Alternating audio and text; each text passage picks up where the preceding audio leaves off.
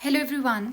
So as you all know कि 2023 का paper था वो पूरे यूपीएससी की हिस्ट्री में मेरे को सबसे डिफ़िकल्ट पेपर लगा है। ठीक है, अब इसका जो डिफ़िकल्टी लेवल था, अब मैंने खुद दिया है तो मेरे को पता है क्या सिनेरियो था उस टाइम पे।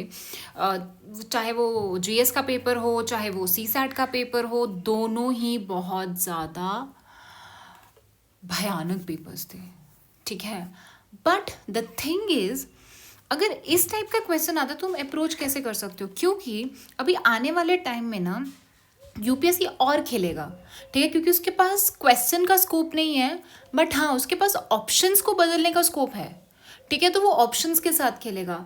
मैं आपको कुछ अपनी गलतियां भी बताऊंगी मैंने क्या किया था। देखिए, मेरे मार्क्स थे 70। ठीक है, मार्कशीट जब आई थी तो मेरे मार्क्स थे 70 इन जीएस, और cut off was 75, around 75 cut off था, तो मतलब 2-3 क्वेश्चन का था।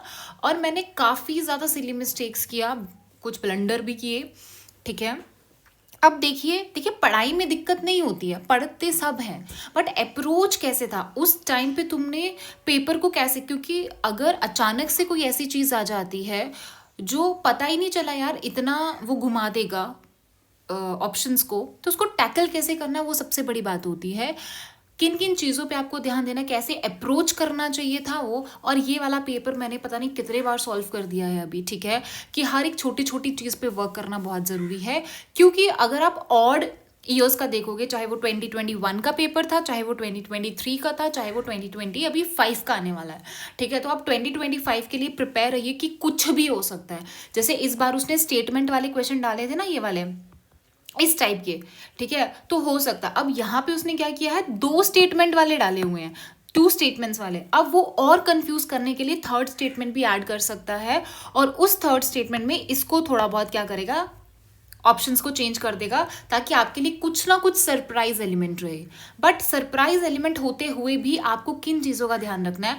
सबसे पहले मेरी जो गलती थी वो थी कि मैंने बीच में से पेपर उठाया और वहीं से सॉल्व करना स्टार्ट हो गई।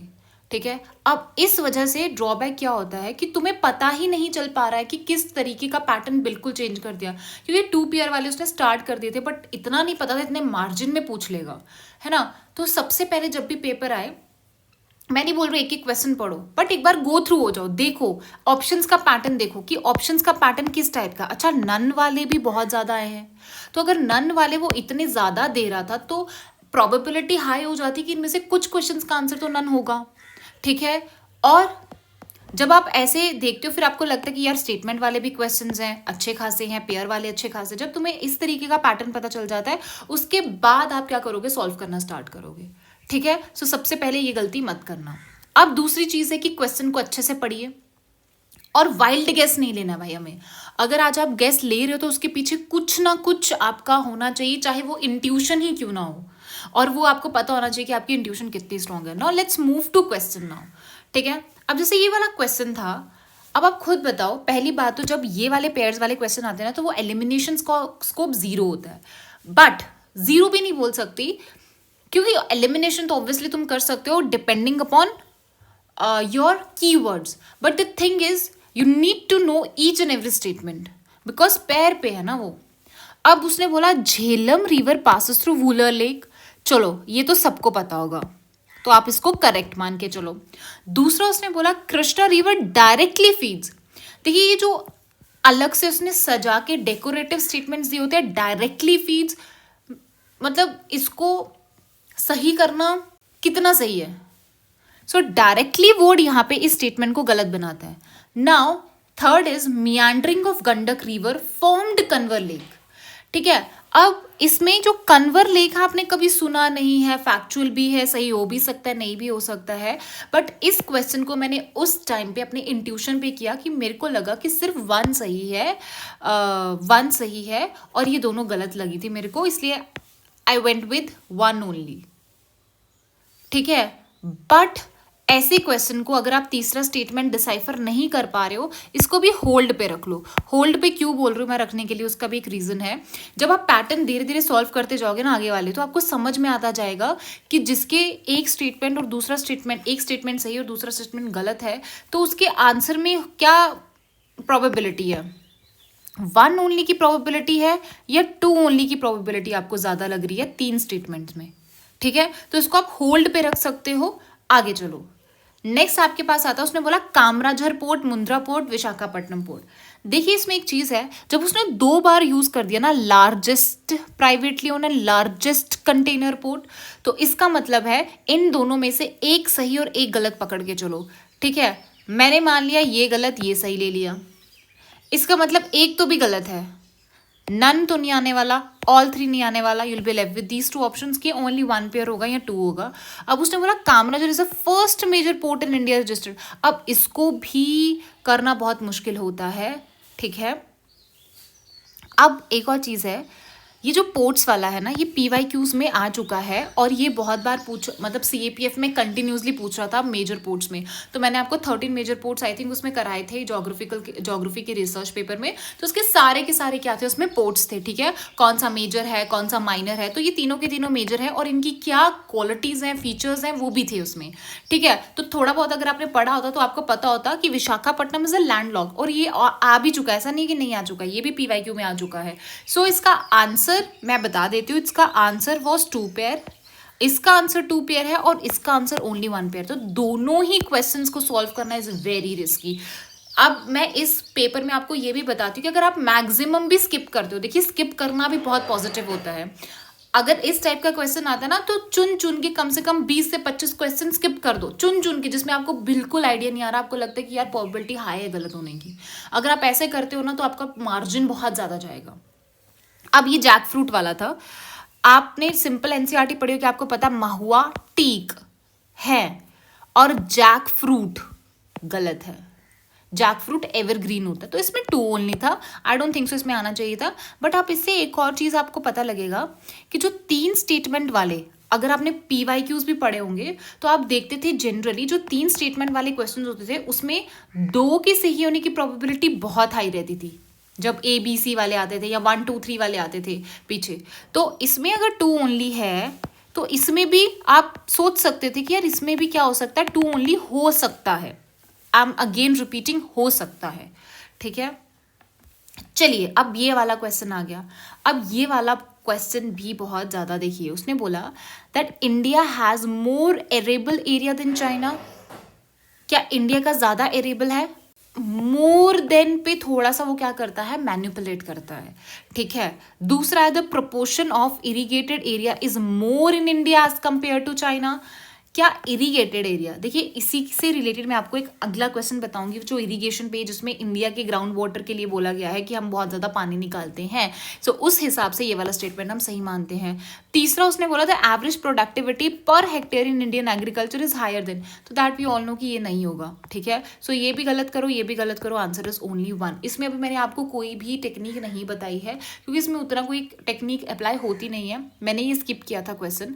अब आती है सही टेक्निक वाले क्वेश्चन, अब आते हैं। देखो उसने बोला that which one of the following is the best example of repeated falls in sea level giving rise to present day. मुझे नहीं पता क्या आंसर है। अब कुछ कुछ क्वेश्चंस का आंसर आपको हिंदी से मिलेगा, मैं बताती हूँ कैसे हिंदी से मिलेगा। आ जाओ यहाँ पे। उसने बोला समुद्र स्तर जो भी है जिसने वर्तमान समय सर्वे कच्छ भूमि, कच्छ भूमि है, कच्छ दिख रहा है, आंसर कर दो। सो आंसर क्या जाएगा, रन ऑफ कच्छ। इसीलिए अगर इस टाइप के आपके फैक्चुअल क्वेश्चंस हैं और आपको कोई भी हिंट नहीं मिल रहा है तो एक बार, कम से कम एक बार जाके हिंदी पढ़ लो उसका। ठीक है, now moving toward next question. Next question is that ilmenite rutile, सुना है कभी? इलिमिनाइट र्यूटाइल एबंडेंटली अवेलेबल होते हैं। अगर वो इतना ही abundantly available in certain coastal track of are rich sources of, अब वो कोस्टल ट्रैक्स बोल रहा है। क्या आपको याद आ रहा है यूरेनियम थोरियम वाला क्वेश्चन आया था? ठीक है, मोनासाइट सैंड पे क्वेश्चन आया था कोस्टल, उस पे तो उसमें क्या मिलता है? सो उसमें अगर आप देखोगे तो आपको थोरियम की बात करी थी। आप देखिए 2 चीज़ें तो यहाँ पे आ गई। अब हम इसमें ऑड वन आउट करेंगे। मेरे को एक बात बताओ, एल्यूमिनियम कॉपर आयरन सुने सुने हैं, कॉमन लग रहा है, बस एक टाइटेनियम ही है जो हमें ऑड वन आउट लग रहा है। सो आंसर क्या जाएगा आपका, टाइटेनियम। ठीक है, मैंने ऐसे ही सॉल्व किया था। अब ये वाला जो क्वेश्चन है, ये वाला भी आप कैसे करते हैं, लॉजिक से। यार आप खुद बताओ, अगर ऐसे क्वेश्चन आ जाते हैं आप कैसे सॉल्व करते हैं इनको? आप बोलोगे मैं पढ़ के सॉल्व करूंगा, तो कैसे करते?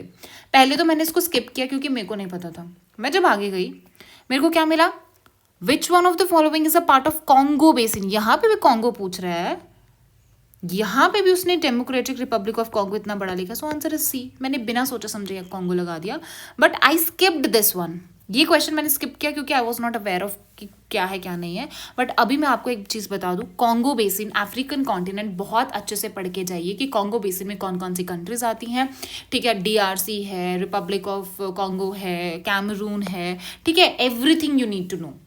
सो आपको इस तरीके से भी अप्रोच करना है फॉर नेक्स्ट टाइम। अब यहाँ पे एक और क्वेश्चन देख लिया, उसने बोला that Amarkantak hills are at the confluence of Vindhya and Sahyadri. इतना पता है, विंध्य सतपुड़ा सह्याद्री तो नहीं है, क्योंकि सह्याद्री आपके महाराष्ट्र को बोलते हैं, महाराष्ट्र के जो वेस्टर्न घाट्स हैं उनको बोलते हैं, तो दिस इज नॉट करेक्ट। उसने बोला सेचलाम हिल्स, अब इतना तो पड़ा होगा कि आंध्र प्रदेश में। अब उसने बोला constitute the southernmost part of Western Ghat, तो सर्दर्न मोस्ट में क्या है, तमिलनाडु है कि आंध्र प्रदेश है, तो ये भी गलत हो जाएगा। Now you will be left with this, Biligirirangan hills constitute the easternmost part of Satpura range. अब दो तो गलत आ रहे हैं मेरे, या तो वन ओनली होगा या नन होगा। हम इसको होल्ड पे रखेंगे, क्यों रखेंगे मैं आपको बताती हूँ। क्योंकि अगर आप देखोगे दो दो स्टेटमेंट्स अगर आपको गलत दिख रही हैं और या तो वन ओनली या नन है, तो आपको चांस लेना, तो आप सब में, उन सब स्टेटमेंट्स में आप चांस ले सकते थे, कुछ नन पे आपको जाना पड़ता अगर आपको थोड़ा पॉजिटिव है। अदरवाइज आपके पास एक और ऑप्शन है कि आप स्किप भी कर सकते थे इसको, ठीक है। Although Biligirirangan hills constitute the easternmost part of the Satpura range, तो ये भी आपका गलत था। अब ऐसे भी हो सकता था कि देखो कि ईस्टर्न मोस्ट, सर्दर्न मोस्ट ये वाला गलत है, तो हो सकता है ये वाला भी गलत है, तो इसके चांसेस हाई थे कि नन होने के, ठीक है। बट चलिए आगे भी देखिए, ये इतना ज़्यादा डिफिकल्ट क्वेश्चन था कि कोई भी नहीं सोच सकता था इसका आंसर भी नन है आपका, ठीक है। बट अगर आपको ना थोड़ा सा सेफ साइड में रिस्क लेना है, अगर आपको पता है नन इतने बार आ रहा है, तो इनमें से नन तो किसी ना किसी का आंसर होगा, तो आप दोनों नन लगा सकते थे ताकि कहीं ना कहीं तो पॉजिटिव हो, ऐसा भी कर सकते थे आप, ठीक है। बट स्टिल ये सोचना उस टाइम पे ऐसा करना, I know that it's very difficult, मैंने खुद नहीं किया था, ठीक है। बाकी इसमें सारे ही गलत हैं। सोचो कि यूपीएससी ने कितनी चीजें पलटी की, इसको तो मैं तो बिल्कुल नहीं सोच सकती थी कि यार इसमें से एक भी स्टेटमेंट गलत, एक भी स्टेटमेंट सही नहीं होगा। सो इसका आंसर इज ऑल्सो नन। अब ये वाला देखो, इसको कैसे अप्रोच करते हैं। मैंने क्या बोला, जब भी आपको स्टेटमेंट वाला क्वेश्चन है ना, उसको कंसीडर करो, खास करके ये वाली स्टेटमेंट्स वाले क्वेश्चन में जो फैक्ट वाला क्वेश्चन, फैक्ट वाला स्टेटमेंट है उसको देखो। उसने बोला India despite having uranium deposit depends on coal, हमारे पास यूरेनियम है but still we depend on coal, तो गलती है इसमें कुछ नहीं है, तो हम तो इसको सही मानेंगे। उसने बोला uranium enrich to the extent of at least 60%, 60% इतना ज़्यादा मार्जिन है, उसको भी एटलीस्ट बोल रहे हो, is required for production. Electricity के लिए तुम्हें इतना प्योरिफिकेशन, इतना इनरिच चाहिए होगा क्या, ऑब्वियसली। एक तो दूसरा फैक्ट दिया है, तो अगर मैं इसको डायरेक्ट इनकरेक्ट कर दूं, ये वाला इनकरेक्ट, तो आंसर आ जाएगा आपके पास सी पार्ट, ठीक है। तो ये हो गया। अब देखो स्टेटमेंट वाले में आपके पास एक चीज़ क्या है कि आपको ये देखना है कि दोनों में से कोई स्टेटमेंट, कौन सी स्टेटमेंट है जिसकी गलत होने की प्रोबेबिलिटी हाई है। अगर एक भी स्टेटमेंट आप पता कर लेते हो तो आंसर आ जाएगा, बट इस बार शायद वो 3 स्टेटमेंट वाला डाल दे। उसने बोला, अब ये देखो, उसने बोला I am not naturally found in India. ये साउंड हो सकता, जैसे मार्सुपियल्स आप बोलो नेचुरली हमारे इंडिया में नहीं मिलते हैं, ये थोड़ा ना थोड़ा पॉजिटिव मान सकते हो, बट यहाँ पे बोला उसने उसका कोई प्रिडेटर ही नहीं होता है। इसमें दो एक्सट्रीम है, ओनली माउंटेन में दिखेंगे और प्रिडेटर ही नहीं है, तो इन दोनों में से कौन सा हाईली नेगेटिव है, बी पार्ट। तो दूसरा इनकरेक्ट किया तो पहला करेक्ट आ गया आपका, इजी। अब देखो और क्या करते, ये सबको पता है इन्वेजिव स्पीशीज कौन है, IUCN, इस पे नहीं आऊंगी मैं। लाइन टेल मकाओ ऑलरेडी पूछ चुका है, मालाबार से भेद भी कर सका है, खुद बताओ। इसमें देखो एक तो उसने बोला मकाओ है, ठीक है, तो मकाओ जनरली आपको लगता है कि एक्टिव होंगे आफ्टर सनसेट।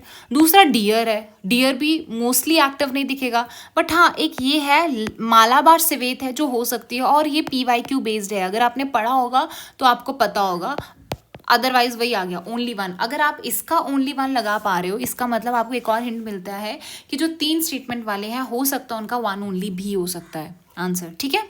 चलिए okay, which one of the following organism perform vagal dance other of their kin अब मैं इसको आपको बताती हूँ। जियो साइंटिस्ट में उसी साल एक क्वेश्चन आया था जिसका आंसर था, ये 23 का पेपर है ना, 23 में जियो साइंटिस्ट में एक क्वेश्चन आया था जिसका आंसर था हनी बीज, तो उसने वहीं से उठा के दिया है। क्वेश्चन वॉज डिफरेंट बट आप देख रहे हो ऑप्शंस पे, तो ये चीज भी वर्क करती है, ठीक है। अब मैंने बोला जब भी आपको सम दिखे, सम सम सम, वो जनरली पॉजिटिव है अनटिल एंड अनलेस कोई एक्सट्रीम वर्ड ना हो साथ में, तो मेरे को कोई एक्सट्रीम वर्ड भी नहीं दिख रहा है, सो गो विद ऑल फोर, ठीक है। अब ये वाला क्वेश्चन देखो, उसने बोला दे बिल्ड स्क्वेरल्स, तो आप देखते ही हो गिलहरी, तो उसने बोला वो नेस्ट बनाती है बाय मेकिंग बरोज, ग्राउंड में बरोज बनाती है, तो जी हाँ। दूसरा बोल रहा है they store their food material like nuts and seeds in the ground, जी हाँ। तो आप देख रहे हो ये दोनों एक साथ बन रहा है, ग्रुप वन बन रहा है, ये दो स्टेटमेंट का ग्रुप वन बन रहा है, एक दूसरे को कॉम्प्लीमेंट कर रहे हैं, बट दे आर ओमनीवोरस, ये ऑड वन नहीं है। क्या ये सेकेंड स्टेटमेंट से मैच खा रहा है? नहीं खा रहा है। यहाँ बोल रहा है कि सीड्स एंड नट, यहाँ पे ओमनीवोरस आ गया डायरेक्ट, सो आंसर क्या आ जाएगा आपका? ओनली 2। तो इससे आपको एक और चीज पता चला कि जो 3 स्टेटमेंट है उसमें 2 की सही होने की प्रोबेबिलिटी बहुत हाई है, ठीक है। चलिए अब फिर से सम सम सम, गो विद ओनली 3, और कोई एक्सट्रीम वर्ड नहीं है इसीलिए 3।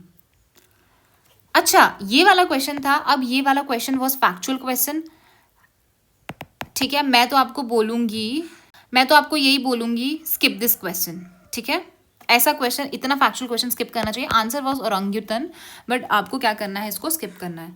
अब यहाँ पे इस क्वेश्चन को आप कैसे करते हैं? ऑड वन आउट से करते, कैसे करते मैं आपको बताती हूँ। उसने बोला है देखिए हम एक और चीज स्किप करते हैं, हम ये तो पढ़ते हैं और सिंपल उसको ऑल पे लगा के आ जाते हैं, बट हम एक चीज मिस करते हैं, दैट इज हाइड्रोफ्लोरोकार्बन यूज है। हाइड्रोफ्लोरोकार्बन गैस है, तो इसका मतलब इससे रिलेटेड, गैस से रिलेटेड ही होना चाहिए। एरोसोल गैस से रिलेटेड, फोम जो होती है वो गैस से रिलेटेड, फायर रिटार्डेंट्स गैस से रिलेटेड, एक ल्यूब्रिकेंसी होते हैं जो ऑयल बेस्ड होते हैं, ग्रीसी होते हैं। सो ऑड वन आउट करोगे, सो 3 ओनली आपका क्या आ जाएगा? आंसर आ जाएगा। इसको कैंसिल कर दोगे तो, ठीक है। नेक्स्ट आपके पास आता है, उसने क्या बोला है, अब ये 2 स्टेटमेंट है तो देखो कौन सा गलत हो सकता है कि नहीं हो सकता। उसने बोला interest income from the deposit in infrastructure trust distributed to their investor is exempted from tax. जब भी आपको इस तरीके की स्टेटमेंट्स आती है, एग्जेम्प्टेड फ्रॉम टैक्स, उस पर टैक्स नहीं लगता, ठीक है। फिर उसके बाद ये होता है बट वो नहीं होता है ना, या फिर ये वाला, ये इस टाइप का क्रेडिट दे सकता है, उस टाइप का क्रेडिट नहीं देता, तो जनरली वो क्वेश्चंस या जनरली वो स्टेटमेंट्स मैनिपुलेट की जाती हैं। सो इसका आंसर क्या, अगर ये आप गलत कर देते तो आंसर आ गया ये वाला। सो इसका क्या आ जाएगा answer? Answer will be D part, ठीक है। अगेन ये वाला देखो, उसने बोला पोस्ट पैंडेमिक में रीसेंट पास में many central bank world wide had carried out interest rate बढ़ा दिए गए, चलो ठीक है। दूसरा पढ़ो, central bank generally is a positive word, ठीक है। assume that they have the ability to counteract rising consumer by monetary policy means, क्या ये दोनों कॉम्प्लीमेंट नहीं कर रहे एक दूसरे को? उसने बोला इंटरेस्ट रेट हाइक किए हैं, क्यों करेगा वो? क्यों करेगा? ताकि वो, मतलब ये इसकी पार्ट ऑफ मॉनेटरी पॉलिसी ही है जिसकी वजह से वो क्या कर सकता है, इन्फ्लेशन को कम कर सकता है, काउंटरैक्ट कर सकता है, जो आप नॉर्मली पढ़ते हो आप, ठीक है। सो इसका आंसर क्या हो जाएगा? ए पार्ट। तो जब भी देखिए स्टेटमेंट वाले पे आपको 2-3 चीजें हैं कि क्या पहली स्टेटमेंट और दूसरी स्टेटमेंट में कोई रिलेशन है, दिख रहा है हमें क्या कोई रिलेशन। दूसरी चीज हमें ये देखना है उन दोनों में से कौन सा स्टेटमेंट गलत हो सकता है, क्योंकि एक भी पता चल गया तो आंसर आ जाएगा। नेक्स्ट उसने बोला है that carbon markets are likely to be one of the most wide. जब भी वर्ड लाइकली टू बी है that is a positive word, और देखिए लाइकली वर्ड तो पॉजिटिव वर्ड है आपका, ठीक है। और दूसरी बात मैं आपको ये बता दूं कि जो यूपीएससी वो कीवर्ड्स के साथ बहुत खेलता है, ठीक है। डायरेक्टली, लाइकली, जनरली, ओरिजिनली, ठीक है। तो सोलेली हो गया, तो इन सब के साथ वो खेलता है। इनएविटेबल है, ये इन सब के साथ खेलता है, चाहे जीएस पकड़ो या कॉम्प्रिहेंशन पकड़ो। सो अगर मैं ये टिक करती हूँ, next is carbon market transfer resources from the private. Carbon markets क्या ट्रांसफर होते हैं? जी हाँ होते हैं, बट इन दोनों में मेरे को रिलेशन नहीं पता चल रहा। उसने बोल रहा है, इसमें वो बोल रहा है क्लाइमेट चेंज के अगेंस्ट होता है, इसमें बोल रहा है वो ट्रांसफर रिसोर्स कर रहा है, तो दोनों में कोई मेल तो नहीं आ रहा, बट हाँ अपनी अपनी जगह सही लग रहे हैं। सो हम क्या करेंगे, इसको बी पार्ट आंसर कर देंगे इसका, ठीक है। अब यहां पे देखिए, यहां पे मैं ना डायरेक्ट ओपन मार्केट ऑपरेशन को टिक करके आ जाती, क्यों? क्योंकि आप PYQ में देखोगे CDS देखो, CAPF देखो, CSE देखो, ओपन मार्केट ऑपरेशन डायरेक्ट पूछता है वो, ठीक है। एक क्वेश्चन आया था I think, simultaneously buying and selling of government securities, तो क्या होता है ओपन मार्केट ऑपरेशंस, ठीक है। सो इसका आंसर क्या आ जाएगा, ओपन मार्केट ऑपरेशन। और स्टरलाइजेशन भी बोल रहे हैं, तो ये इससे हमें ये पता चलता है जो यूपीएससी ऑलरेडी पूछ चुका है ऑप्शंस में, जब बार बार पूछता है उसके सही होने की probability is very very high. अब इसमें भी मैं आपको बताती हूँ कैसे करना है, ये आप ऑड वन आउट करोगे इसमें, मैं बताती हूँ। पहली बात तो आपको गवर्नमेंट बॉन्ड मार्केट और स्टॉक मार्केट पता होगा, बॉन्ड्स भी वही है, स्टॉक्स में जो आप इन्वेस्ट करते हैं, स्टॉक मार्केट भी वही। तो क्या ये दोनों भाई भाई हैं, भाई बहन बोल रहे हो, भाई भाई बोल रहे हो, तो मतलब ये एक ग्रुप में आ गए। अगर ये दोनों ग्रुप बन रहा है 1 और 4, और 2 और 3 भी ग्रुप बन रहा है, क्योंकि आपको पता है कॉल मनी और ट्रेजरी बिल्स हो, तो बिल्स इशू किए जाते हैं ताकि आप पैसा ले सको, ठीक है। तो ये दोनों अगर एक प्रजाति के हैं 2 और 3, और 1 और 4 एक प्रजाति के हैं, ठीक है, एक ग्रुप के हैं आपके, तो इसका मतलब 4 तो सही नहीं हो सकते, या चारों गलत नहीं हो सकते, या तो 2 सही होंगे 2 गलत होंगे। अब वो कौन से हैं, चलो वो आपको नहीं पता है, बट इतना तो पता चल जाएगा। बट फिर भी देखिए, कैपिटल मार्केट है, तो कैपिटल मतलब इन्वेस्टमेंट कर रहे हो और कुछ ना कुछ मिल रहा है, तो वो बॉन्ड्स एंड स्टॉक में ही करोगे ना। Call money treasury bills, bill है ना, तो बिल से कैसे पैसा आ रहा है आपको। सो आंसर क्या आ जाएगा आपके पास, ओनली 2 पैसा आएगा, बट वो इन्वेस्टमेंट के लिए नहीं है। अच्छा ये वाला देखो अभी, स्मॉल लार्ज स्मॉल, इसमें आपको 2-3 चीजें देखनी है। उसने बोला है that small farmer large field, एक तो ये याद रखो। दूसरा मैंने आपको क्या बोला था, जो भी स्टार्ट हो रहा है, जैसे मैनी मार्जिनल फार्मर्स, यहाँ पे भी मैनी मार्जिनल फार्मर्स से स्टार्ट हो रहा है, यहाँ पे भी मैनी मार्जिनल फार्मर्स से स्टार्ट हो रहा है, तो मैं क्या करूंगी, बी एंड सी में से कोई आंसर होना चाहिए, ठीक है। अब चलते हैं। अब एक बात बताइए, उसने ये बोला, अगर चलो पहले सी देखते हैं। उसने बोला इज एन एरिया होता है, ये is an area together make a contract with the corporate body and surrender their land to the corporate body for a fix term. Surrender is a very very negative word, very negative word, कि वो surrender ही कर देंगे corporate body को, ये सही हो सकता है। यहाँ दूसरा वाला जिसने बोला कि इन एन एरिया ऑर्गेनाइज करते हैं अपने आप को ग्रुप्स में ताकि वो सिंक्रोनाइज कर सके और हार्मोनाइज कर सके, तो यार ये ज्यादा पॉजिटिव सही आ रहा है, क्योंकि उसने बोला स्मॉल फार्मर लार्ज फील्ड, कम फार्मर है बट लार्ज फील्ड, कैसे आएगा, सब फार्मर एक साथ मिलेंगे और सबकी लैंड्स वो क्या कर सकते हैं, यूज कर सकते हैं। सो आंसर ऐसे क्या आ सकता है, बी आ जाएगा। अब ये वाला क्वेश्चन ना PYQ पे था, देखो मैं आपको उस टाइम पे बता दिया, अभी भी बताती, मेरे को लगता है कि जो खरीफ क्रॉप है वो मैनिपुलेट हो सकता है, बाकी मेरे को पता था सम है तो पॉजिटिव, ये तो पॉजिटिव है। और गवर्नमेंट ऑफ इंडिया जो है वो प्रोवाइड करती है मिनिमम सपोर्ट प्राइस, ठीक है। और ये PYQ है, PYQ में आया था ना एक बार, कॉफी को देती है, किसको देती है, तो आपको पता होनी चाहिए। और इससे आपको एक और चीज़ पता चलती है कि आपको ये भी पता होना चाहिए कि MSP खरीफ के लिए कौन देता है, कौन सी क्रॉप है जो खरीफ है, कौन सी क्रॉप है जो राबी क्रॉप है, और किन किन प्राइसेस, कौन सी कमर्शियल क्रॉप है, तो किन के लिए दिया जाता है, that is very very important. इसका आंसर भी क्या था आपका, ऑल 3 था, तो इस आंसर को सही करना बहुत मुश्किल था। कर सकते थे अगर आपको, या फिर आपने अगर क्या किया होता, PYQs अच्छे से किए होते तो आप ये कर लेते। सो आंसर क्या आ जाएगा, 1, 2 एंड 3 आ जाएगा, ठीक है। तो अगली बार के लिए प्लीज अगर कोई भी चीज आ रही है तो उसको पढ़ के जाइए अच्छे से। चलो इसको कैसे करते हैं, इसको भी ऑड वन आउट से करते हैं हम, ठीक है। ऑड वन आउट, उसने बोला इनटैंजिबल इन्वेस्टमेंट, पहले बोल दिया इनटैंजिबल मतलब हाथ नहीं लगा सकते। कौन सा इसमें से जो है, इन्वेंट्री है जो फिजिकली आप उसको टच कर सकते हो, इन्वेंट्री है तो। और बाकी क्या है, इन्वेंट्री एक ग्रुप में है, दूसरे ग्रुप में कौन सा आ रहा है, दैट इज, दूसरे ग्रुप में कौन सा आ रहा है, that is brand recognition, we can't touch that. Intellectual property, we can't touch that. Mailing list of, we can't touch. 1, 3, 4 एक कैटेगरी में आते हैं, और उसने पूछा भी यही है कि इंटेंजिबल कौन सा है, सो आंसर क्या आ जाएगा, ओनली 3, ठीक है।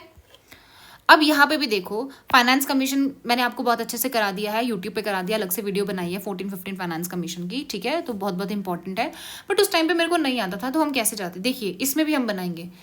स्टेबल गवर्नमेंट से फाइनेंस कमीशन को क्या लेना देना, या गवर्नेंस रिफॉर्म से क्या है, वो जस्ट पैसे वाला चीज देखेगा।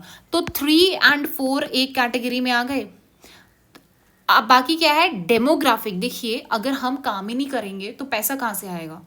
फॉरेस्ट एंड इकोलॉजी पे भी पैसा कितना जाएगा, टैक्स एंड फिजिकल एफर्ट्स, तो ये तो आने ही वाला है। तो इसका मतलब 1, 2, 5, 1, 2, 5 ये तीनों ही आपके क्या आ जाएंगे, आंसर आ जाएंगे। और मैंने एक और चीज़ बोला था कि अगर 5 स्टेटमेंट्स हैं उसमें से 3 की सही होने की probability is very very high, देख लेना आप कोई भी। अच्छा, अब इसमें ये वाला क्वेश्चन है, इसमें उसने बोला है कि इनोवेशन में क्या है। आप एक बात बताइए, क्या अफोर्डेबल हाउसिंग में मेरे को इनोवेशन नहीं चाहिए? हेल्थ केयर में, रिन्यूएबल एनर्जी में? मेरे को लगता है इसमें आंसर जो गलत था वो ये था, ट्रांसपोर्ट वाला। क्यों था? क्योंकि एक तो वो बोल रहा है मास बहुत सारे लोगों को दो, दूसरा रैपिड, मतलब पहले तो ट्रांसपोर्ट तो दो बट वो भी रैपिड दो। तो मेरे को ये थोड़ा सा गलत लग रहा है। बाकी आंसर इसका ओनली 3 है, ठीक है।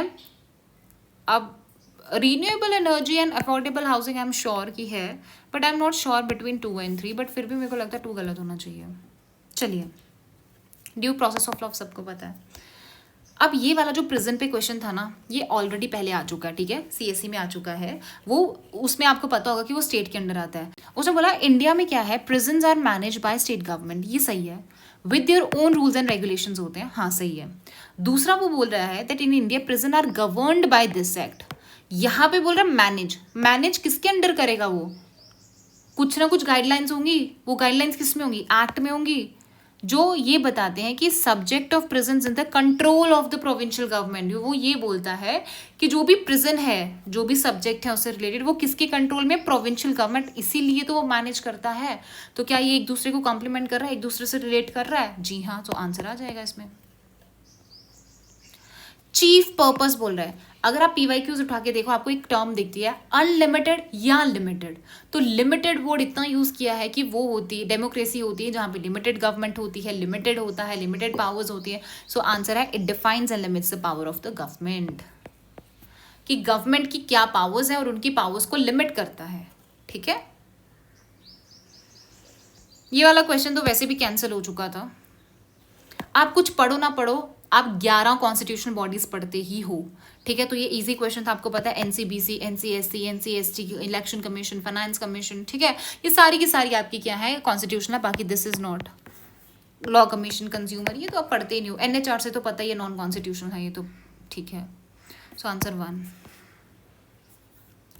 ये वाला क्वेश्चन देखो, उसने बोला if the election of the president of India is declare void, अगर मैंने वॉइड कर दिया supreme court, all acts done by him or her in the performance of duty, वो भी इनवैलिड हो जाएंगे। अगर उसकी मैं इलेक्शन को वॉइड करती हूँ तो जो भी उसने ऑलरेडी डिसीजन ले लिया वो भी इनवैलिड हो जाएंगे। जी नहीं, वैसा कुछ नहीं होगा। ये आपने उसमें पढ़ा होगा लक्ष्मीकांत में, election for the post of president of India can be postponed on the ground that some legislative assembly have been dissolve. Legislative assembly को उसकी इलेक्शन से क्या लेना देना, ये भी गलत। When a bill is presented to the President of India, the Constitution describe time limit। जब भी ऐसे क्वेश्चन आते हैं कि वो एक बार देता है, वो टाइम लिमिट देता है, तो वो जनरली स्टेटमेंट गलत होता है। देखिए, आपको पता है ये तीनों स्टेटमेंट गलत है, बट फिर भी पेपर में इन तीनों स्टेटमेंट में से नन को आंसर टिक करना इज़ वेरी वेरी डिफिकल्ट। मतलब इतना जिगरा ही नहीं आता कि यार नन करें कि नहीं करें, है ना। Next is finance bill pay आते हैं, और मनी बिल के लिए उसने बोला है, उसने बोला when the Lok Sabha transmit finance bill to the Rajya Sabha it can amend और रिजेक्ट द बिल। सही है, क्योंकि फाइनेंस बिल स्टार्ट में जो उसका इंट्रोडक्शन होता है वो थोड़ा मनी बिल की तरह होता है, बट एंड में जो भी होता है बाकी की चीज़ें वो ऑर्डिनरी बिल की तरह ही होती है। तो इसको आप क्या कर सकते हो, सही मान सकते हो।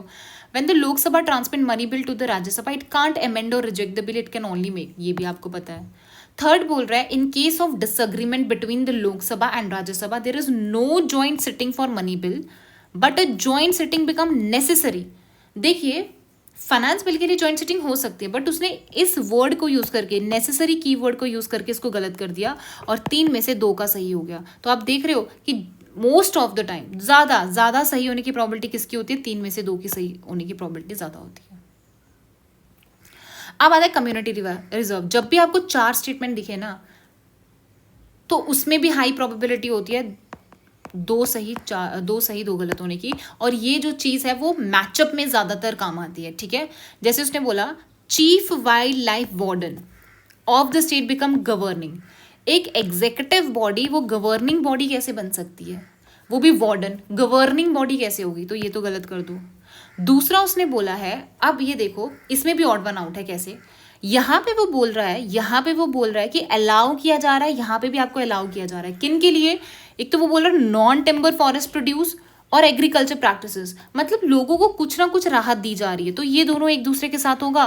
बट ये हंटिंग तो बिल्कुल ही उसका उल्टा चला गया कि अलाउड नहीं है। अगर आप यहाँ पे देखोगे that is the community reserve. Community reserve का मतलब ही क्या है बताओ, कि कम्युनिटी रिजर्व है तो कम्युनिटी तो होगी ना बीच में, कुछ ना कुछ तो एक्टिविटीज वो देगा ना। सो इसीलिए इसका क्या है, 2 करेक्ट है, 2 रॉन्ग है आपका, ठीक है। So 3 and 4 are correct. अब उसने बोला scheduled areas within a state the notification area schedule area take place order of, ये तो पता ही है, प्रेसिडेंट देखता है। नेक्स्ट स्टेटमेंट है द लार्जेस्ट एडमिनिस्ट्रेटिव यूनिट जो होती है फॉर्मिंग द स्केड्यूल्ड एरियाज है डिस्ट्रिक्ट, सबसे बड़ी डिस्ट्रिक्ट ही होती है और सबसे छोटा ब्लॉक ही होता है, ये भी सही है। अब थर्ड उसने बोला chief minister of concern state are required to submit annual reports, तो ये एनुअल रिपोर्ट्स की बात कर रहा है, वो भी यूनियन होम मिनिस्ट्री को, स्केड्यूल्ड एरियाज की, ठीक है। और अगर आप देखोगे क्वेश्चंस में जो रिपोर्ट्स होती है वो या तो गवर्नर देगा या तो प्रेसिडेंट देता है, ठीक है, चीफ मिनिस्टर का कोई रोल नहीं है। सो इसमें भी 3 में से कितनी सही की प्रोबेबिलिटी हो गई, 2 की सही होने की प्रोबेबिलिटी हाई है, सो ओनली 2 इज आंसर। अब ये वाला क्वेश्चन देखो, उसने बोला that supreme court of India has held in some judgments that the reservation policies made under this of constitution of India would be limited by article 3। देखिए हाँ, अगर कोई भी आपकी रिजर्वेशन या कुछ भी दिया जा रहा है तो लिमिटेड है फॉर मेंटेनेंस ऑफ एफिशिएंसी। कितना पॉजिटिव चीज़ से उन्होंने एंड नोट किया है, मतलब एंड किया है, कितने पॉजिटिव नोट से उन्होंने एंड किया है कि एफिशिएंसी के लिए। अब दूसरा स्टेटमेंट वो बोल रहा है, वो डिफाइन करता है टर्म एफिशिएंसी। एक बात बताओ, एफिशिएंसी को आप डिफाइन कर सकते हो कि इसकी एफिशिएंसी ये होती है? नहीं। सो डिफाइन कभी नहीं करता कॉन्स्टिट्यूशन, बहुत रेयरली होगा कुछ, I don't know, but generally ये स्टेटमेंट गलत होता है। तो अगर बी इनकरेक्ट है तो आंसर आ गया आपका। ये वाले क्वेश्चन में भी ऑड वन आउट लगाओ। एक ये गांधार भी नॉर्थ में है, कलिंग भी थोड़ा नॉर्थ ईस्ट मतलब ईस्टर्न साइड है बट ऊपर ही आता है ओडिशा में, मगध भी आपका आसपास ही आता है, बट एक आंध्रा ही है जो बिल्कुल साउथ में चला जाता है। तो इसीलिए इसका आंसर क्या जाएगा आपके पास, Andhra, that is odd one out. और आंध्रास पे क्वेश्चन भी आया था, ठीक है, सातवानास पे। अच्छा इसमें देखो, generally word is a positive word मैंने बताया, बट आगे भी पढ़ लो। उसने बोला concept of stupa is a Buddhist in origin. एक बात बताओ, मैंने आपको बोला जब भी ओरिजिनली जनरली वो गलत होता है, क्योंकि किसी चीज़ का ओरिजिन बताना बहुत डिफिकल्ट होता है। अब वो स्तूप की बात कर रहा है, अगर हो सकता है कि कोई एक ऐसा बंदा हो कि उसने स्तूप बनाया, उसको देख देख के उसको कर लिया गया, देख देख के उसको किया, बट तुम बोलो बुद्धिस्ट ही ओरिजिन है, तो ये तो बिल्कुल पॉसिबल नहीं है। इस स्टेटमेंट को सही करना बहुत मुश्किल है। सो इसीलिए इसमें 1 विल बी इनकरेक्ट, 2 ठीक है। और उसने एक और चीज बोला कि stupa was a votive and commemorative structure था बुद्धिस्ट ट्रेडिशन में। इसमें भी 3 स्टेटमेंट है, कितनी सही है, 2 सही है, समझे। अब इसमें जो कोरकई है वो ऑलरेडी पूछ चुका था, सो पोर्ट्स है, इसमें तो आपको डाउट नहीं होना चाहिए। मुच्चीरी, पोर्ट, पुंपुहार, ये तो मैंने भी कराया आपको। नेक्स्ट उसने बोला है वात किरुतल। मेरे को नहीं पता वात किरुतल क्या है, बट मैं इसको अगर मेरे को सॉल्व करना होता मैं कैसे करती। देखो किंग्स की बात करी है, किंग्स की बात करी है, तो इन दोनों में से आंसर होगा। अब पहली ये देखो उसने क्या बोला, एम्प्लॉइंग विमेन बॉडीगार्ड्स। एक तो बॉडीगार्ड ऊपर विमेन बॉडीगार्ड, आई थिंक बहुत कम ही होंगे जो विमेन बॉडीगार्ड वो रखते होंगे। तो इसकी गलत होने की प्रोबेबिलिटी ज़्यादा है कि इसकी। डिफीटेड, तो किंग जो डिफीट होता था बैटल में वो रिचुअल करता था सुसाइड का by starving himself to death. तो ऐसा ही एक क्या है आपका जैना वाला भी सिद्धांत है। तो आई थिंक ये जो है थोड़ा फिट बैठ सकता है, so answer is D part, ठीक है। बाकी ये बहुत बहुत बहुत डिफिकल्ट क्वेश्चन है, क्योंकि जितना मर्जी पढ़ के जाओ नहीं आता। जैसे ककातिया और होइसलास तो आप बिल्कुल कर सकते थे कि यार ये नहीं है 8th सेंचुरी के, बट बाकी वाले भी मुश्किल है वो करने के लिए। आंसर इसका नन था, सोचो। अब आता है इसमें क्या आता है, आपको कुछ पता हो ना पता हो, मैंने आपको क्या बोला 4 स्टेटमेंट है, और वो भी अगर मैचअप में आ रहा है तो बहुत हाई प्रोबेबिलिटी है 4 में से 2 सही होंगे, क्योंकि जनरली स्वॉप कर देता है 2 को। बट इसमें देखो अगर आप एक गलत कर लो, जैसे आपने मिलिंद पाना किसका था, नगर सेना का था, ये तो आप पढ़ते हो। जब आप ये गलत कर लो तो इसका मतलब कहीं ना कहीं गलत होगा। बट देवी चंद्रगुप्ता जो है वो भी गलत है आपका। आंसर क्या है, हमीरा महाकाव्य सही है और ये सही है, सोमदेव सूरी सही है। बट मैंने सोचा था शायद इसको और इसको स्वॉप कर दिया, इसलिए मैंने ओनली 2 पे आंसर लगाया था। ये लिखा किसने था, विशाखा दत्ता ने लिखा था, ठीक है, ये याद रख लेना बस आप। नेक्स्ट क्वेश्चन है souls are not only the property of animal and plant life but also of rocks वगैरह। ये तो आपको पता ही है, जैनिज्म सिद्धांत है। एक और चीज बताती हूँ मैं आपको क्यों जैनिज्म इसका आंसर है।